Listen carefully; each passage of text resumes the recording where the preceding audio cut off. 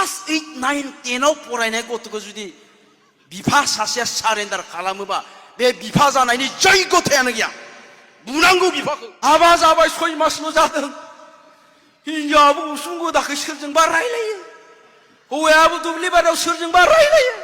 बोसोरसे सास्लाबियावनो सानैबो जालदाब जुलदाब गारबाय। गिबियावनो खुलुमबाय लोगोफोर, बयनिसिमबो फिन खेब गासैखौबो बरायहरलायबाय।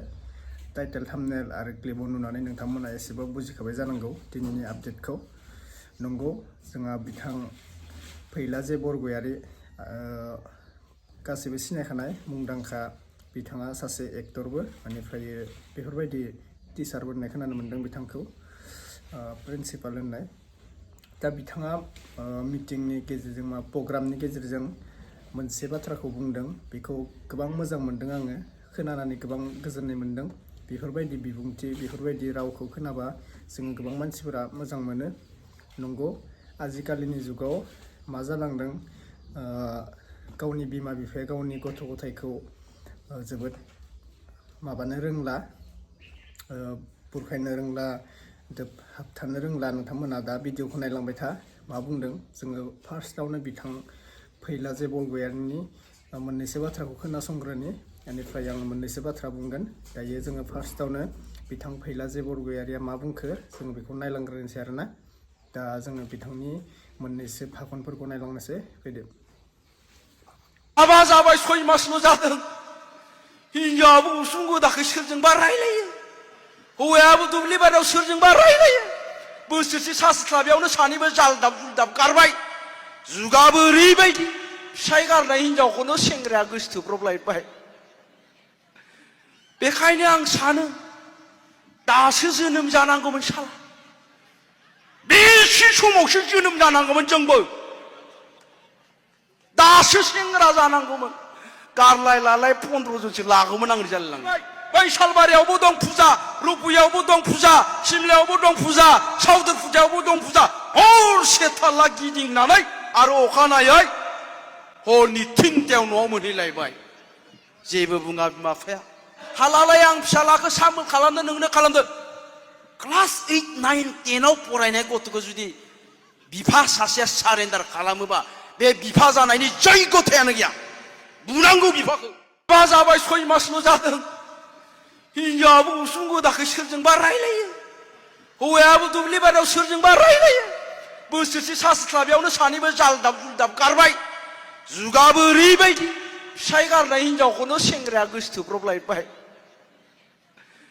बेखायनो आं सानो, दासो जोनोम जानांगौमोन साला।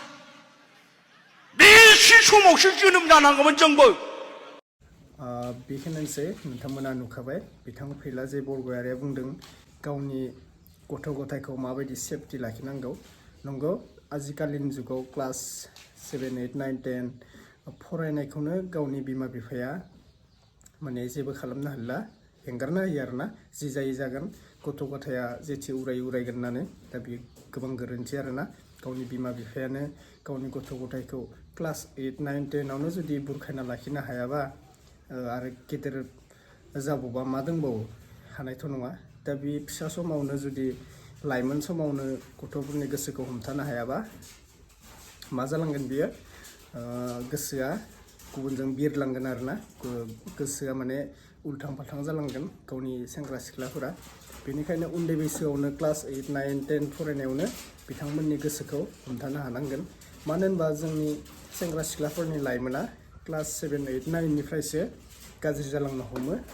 क्लास 7, 8, 9निफ्रायनो गावनि गथ' गथायफोरा माने गाज्रि लामाथिं थांनो नागिरो आरोना। दा बेखौ हमथानो हानांगोन गावनि बिमा बिफाफोरा, अब्लासो गावनि फिसाफोरा मोजां जानो हागोन। बेफोरबायदि आरोना। बे जाथायखौ लानानै जोंहा बिथां फैलाया बुंदों, गोबां मोजां मोनदों बाथ्राखौ खोनानानै। बेफोरबायदि बिफाखौ बुनांगौसो होनना बुंदों आरोना, जाय मानसिया गावनि गथ' गथायखौ होबथानो हाया। माने खामानियाव क्लास 8, 9आव फरायनाय गथ'खौनो होबथानो हायाबा नंमारगौ, माने बेफोर बिमा बिफा जानायनि जेबो मोन्थायानो गैया। बेफोरबायदि मानसिखौ डाइरेक्ट बुंखायो, बायदि मानसिखौ बिमा बिफा होननानै नामानो गैया आरोना। गावनि गथ' गथायखौ जेबो सेफटियाव लाखिनो हायाबा बेफोरबायदि मानसिया रावनिबो गथ'नि बिमा बिफा जानो हाया। दा बेनो नोंथांमोना मा बुंनो गोसो नैबे भिडिअनि गेजेरजों कमेन्ट खालामना बुंहरबानो जाबाय। गावनि गथ' गथायाबो आरो दा दिनाव ओरैबायदि माने मिउजिक गोदान फैखाबाय थादों गोदान बोसोरनि बेफोरबायदि जानो हमदों आरोना। जुगा सोलायबाय, माबानि जुग होनलायनाय माने प्राइभेट बेफोरबायदि गावनि लं थंनि जुग होनलायनाय गान मोनसे फैदोंमोन। दा बेफोरबायदिनो जानो हमदों।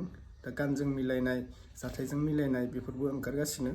दा गासिबो मिथिखायो। दा बिथां फैलाया जि बुंदों राइट मोनदों आं बाथ्रा बुंनायखौ।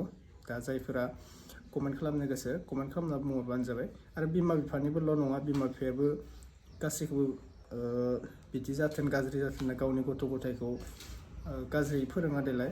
माने खायफा थायो आरोना, गाज्रिबो मोजांबो खायफा थायो। बेनिखायनो गासिबो नङा। जोंहा लाइफआव जि जानांगौ, जि साननांगौ, गावनि बिमा बिफाया गावनि गथ' गथायखौ लानानै मोनसे ड्रिम्सबो दोङो। दा गथ' गथायफोराबो मोजां जानो हानांगोन आरोना, बे बिमा बिफानिल' नङा। बिमा बिफाया बुजायनो रोंनाय रोङै बेखौ नों साननो नाङा। गाव थिगबा गुबुना थिग खालाम, मालाया माने गुबुना नोंखौ जेबो खालामनो हाया आरोना। गाव थिग जाना थाबानो जाबाय। ओमफ्राय बिमा बिफानि बाथ्राखौ एसे लाबानो जाबाय। बेनिफ्राय गावनि खामानिखौ एसे मावलांबानो जाबाय। अब्लानो लाइफआव साक्सेस जागोन आरोना। गावनि बिमा बिफानिल' नङा जे बिमा बिफाया बुजायनो रोङाखै होननानै नोङो गुबुनजों उरायफानांगौ बेफोरो नङा आरोना। गावनि दिमागावबो साननानै थाबानो जाबाय माबायदि मोजां जानो हामगोन बेफोरबायदि। ओमफ्राय बिमा बिफायाबोथ' रावखौबो गथ' गथायखौ गाज्रि जाथों होननानै फोरोंखाया, मोजांखौनो फोरोङो। दा बेखौ लानो हाबासो हाबाय, हायाबा गैया आरोना। नोङो जिबनाव साक्सेस जानो हानाय नङा। बिमा बिफानिखौ एसे साइडथि लानांगोन। ओमफ्राय गावनि दिमागखौ, गावनि माइन्डखौ एसे साइडआव लानांगोन आरोना नोङो। अब्लासो जिउआव साक्सेस जानाया 100% जानो हागोन। बेफोरबायदिनो दायो भिडिअखौ आङो दोनथ'नो सानबाय। मानो होनबा भिडिअआ गोलाव जाबा नोंथांमोनाबो बरिं मोननो हागौ। गासिबो कमेन्ट खालामना बुंहरबानो जाबाय दिनैनि आपडेटखौ बोरै मोन्दों। आरो फैला जे बरगयारिखौ मोजां मोननायफोरा लाइक, साबस्क्राइब, कमेन्ट खालामबानो जाबाय। भिडिअखौ शेयार खालामना होबानो जाबाय। गासिबो बिमा बिफानिसिम बे भिडिअखौ नुथारनांगौ। गासिबो बिमा बिफाया सोलायलांगासिनो। दा जोङो फुङाव मर्निंआव निउस नुयोबा जोङो दा मा नुयो? गुबुनजों खारनाय नुयो। दा बेथ' मोजां नङा। गथ' गथाय उन्दै लाइमोनखौ मा फोरोंनो सानखो? गावनि बिमा बिफायानो सोरखौबा गदाय लानाय, सोरजोंबा बिहारै खारसननाय बैफोरबायदि आरोना दानि बिमा बिफाया। जोङो दिनैबो नुदों, आङो मैयाबो नुदों। उमुग गामिनि हिन्जावा खारलायबायनो, बेयाव गोमाना दं होनना बुंदों आरोना। गथ' गथाय थानानै हौवाया कन्टेक्ट नाम्बार होनानै बुंहरो निउसनि गेजेरजों, आंनि हिन्जावा बबावबा खारना दोङो, बेखौ नुयोब्ला हमना दोननो हो होननानै। दा बेसेबां लासिं बेफोरो। गावनि फेमिलियाबो लासिं जायो। आरो हिन्जावाथ' हिन्जाव गन्थं जाना थांखायो हौवाफोरनिखौ, फेमिलिनिखौ। बेसेबां लासिं दा बेखौ नोंथांमोना साननानै नाय। जों फुङाव निउस नायब्लानो खालि नुयो मा हिन्जावा उमुग बांगालजों खारबायनो, उमुग हाबा जाखानायजों खारबायनो, बेफोरबायदिल' खोनायो। गथ' गथायखौ फोरोंनो गावसो माने गुबुनजों फोरोंजानो गोनां जायो आरोना। दा जेरै जों नोंथांमोननि सेराव भिडिअखौ बानायना बुंदों, दा बैफोरबायदि फोरोंजानो गोनां जायो आजिखालिनि बिमा बिफायासो। गथ' गथायखौथ' फोरोंनाय बाद गावसोरसो फोरोंजाजानो गोनां दा ससियेल मिडियानि गेजेरजों। बेफोरबायदि जायो आरोना। बेखिनियानोसै। रावनिबो लाइफआव आङो बुंनांगौबो बाथ्रा गैला। अब्ला नेक्स्ट आपडेटआव लोगो मोनसिगोन। भिडिअखौ हाजारसे शेयार खालामना हो। आरो जायफोरा चेनेलाव गोदान फिन खेब बुंबोबाय साबस्क्राइब खालामना लाबानो जाबाय। बाय बाय।